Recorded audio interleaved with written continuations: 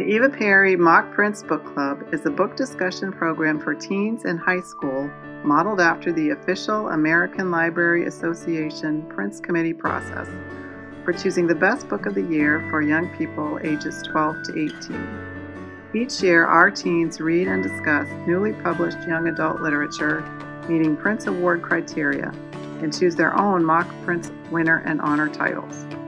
We have been sponsored by Wake County Public Libraries in Wake County, North Carolina since 2000. A whole generation of teens have participated in our program during its 16-year history. Many of our teens attended the American Library Association annual conferences in 2007 and 2010 and participated in the YA Galley Project in 2008 and 2009. Our club and advisor Valerie Nicholson was the proud recipient of YALSA's MAE Award for Best Literature Program for Teens in 2009. And now we are excited to share our 2016 Mock Printz Award winners and honor books with you.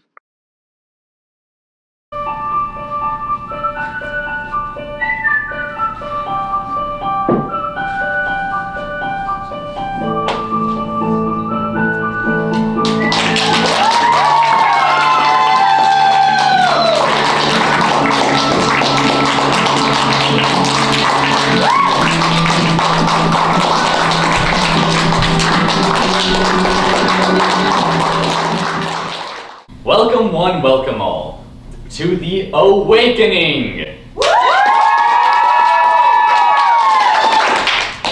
I have special news today. Today we are joined by guests from the Eva Perry Mock Printz Book Club for teens.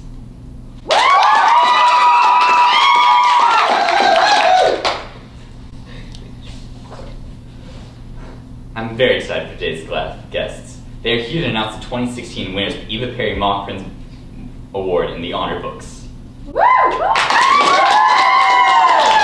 Alright, bringing us our first book today is The Best Graphic Novel by Jackson and Emma.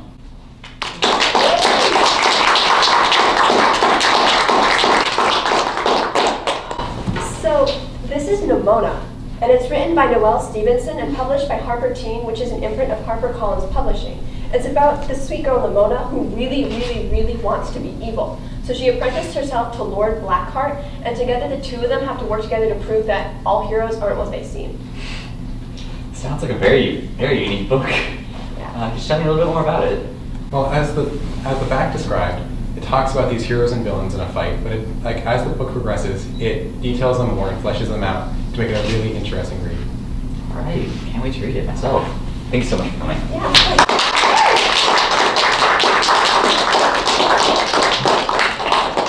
And next is our Best New Author by Jenn and Krista.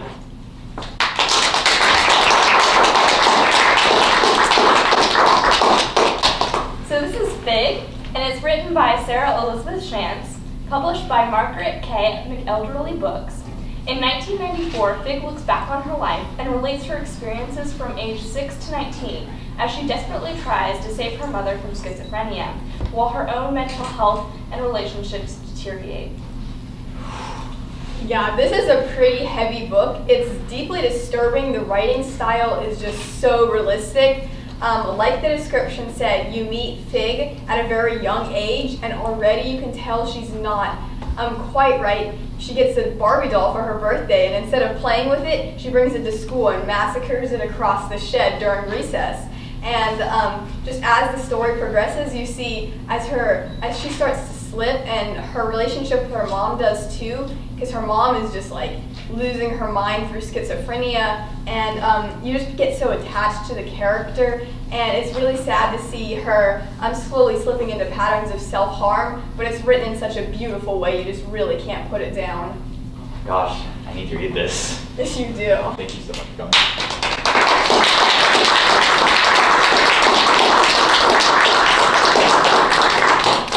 And now, it is time for 2016 honor books! Bringing us our first book is Emma and Beth.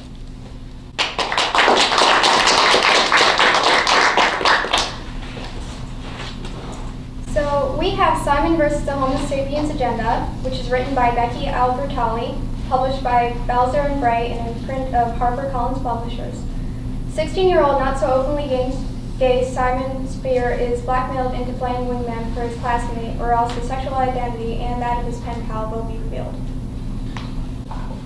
What would you say that you remember about this book? Well, the most memorable thing about this book is the characters. They feel like real people that you could actually meet. They have flaws and feelings, and you just relate with them so much that you feel like this is a story a friend has told you and not a story that you read in a book. All right. Thanks for coming. Thank you so much for having us.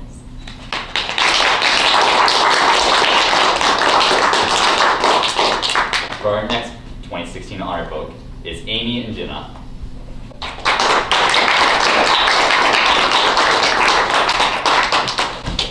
So this honor book is Mosquitoland, and it's written by David Arnold, published by Viking. When she learns her mother is sick in Ohio, Mim confronts her demons on a 1,000-mile odyssey from the Mississippi that redefines her notions of love, loyalty, and what it means to be sane. This book was spectacular, honestly. I think it was one of the best books I read this year. One of the things that really stood out to me were how the characters were so descriptive and you just fell in love with them. There were a couple that really spoke out to me, and then you just couldn't help but love these characters. And then as you go through the story and walk through her parts of her life, it just speaks to you and it's really meaningful, and you watch her as she grows through this book. I love it. Thank you so much for coming and sharing this. Thanks for having us. Thank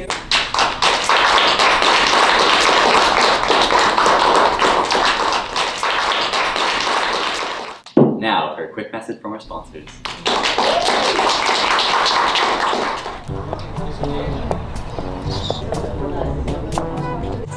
What's going on? Wake County Public Library is having an all-you-can read buffet. Is it expensive? No, all that is required is a library.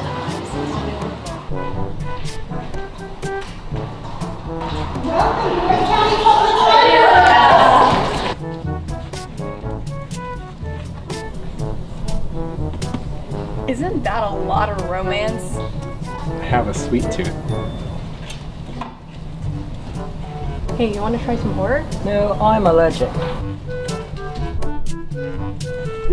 you get that one? No, that one. What about that one? Yes, this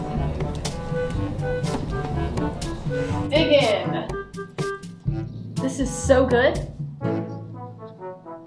Hey, get your own library card. Remember the Wake County Public Library's all-you-can-read buffet. It's for voracious readers. Oh yeah.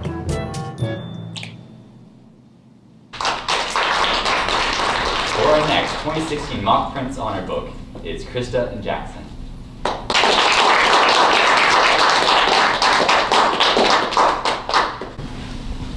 Alright, we have The Game of Love and Death, written by Martha Brokenbrough, published by Arthur A. Levine Books.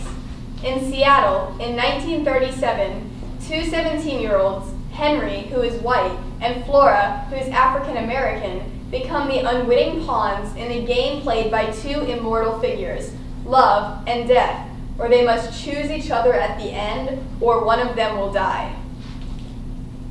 Wow. What makes this book so special? Well, the first thing that you notice will be the beautiful writing that the author uses. And another thing that makes the story more interesting is the characterization of love and death, who play an actual role in the story instead of just getting it started. And the historical elements in the book are downplayed, where they make the setting more interesting and feel more alive. There's a lot of a jazz theme underneath it, but really the shining examples are the four characters of love, death, Henry, and Flora. Thank you so much for coming and sharing.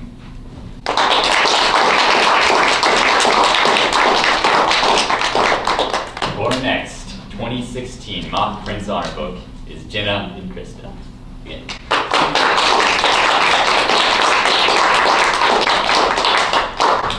Alright, here we have Fig again for another award, written by Sarah Elizabeth Shantz, published by Margaret K. Elderberry Books. So this book, what stood out to me was the development of the main character, Fig. And since it starts at a young age, it's interesting to watch her learn about the world and grow. Like she loves her dictionary, and she checks off every single time she finds a new word and like learns the meaning behind it. And it's incredible to watch how her mental processes develop as she gets older. Yeah, she's so very right. When you meet her, she's very young, and you just see how she starts off with the little things. She promises herself she won't touch the color red all day, and if she does that, that'll make her mom better. And just as she grows older, you see as she slips into more and more patterns of self-harm. And it's, I feel like there's teenagers today who can really relate to this, whether or not they're going through things like mental illness. And so it was just a really real and heartbreaking story. Wow, getting 2 of our awards, that's awesome. Yeah. Thank you so much.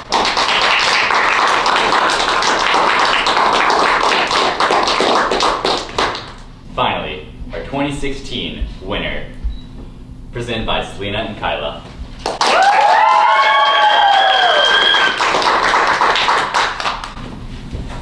Our winner was Challenger Deep, written by Neil Schusterman, illustrated by his son, Brendan Schusterman, published by Harper Teens, an imprint of HarperCollins Publishers.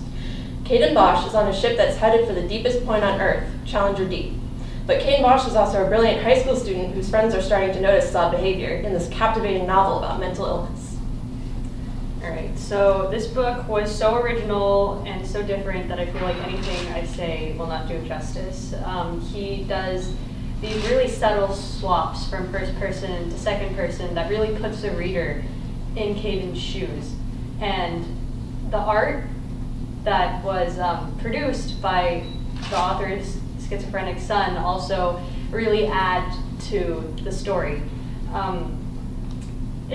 I think, and the members of this club agree, that this book has done so much for helping us empathize with people who have schizophrenia and other mental diseases. And so we wanted to say congratulations to Neil and Brendan.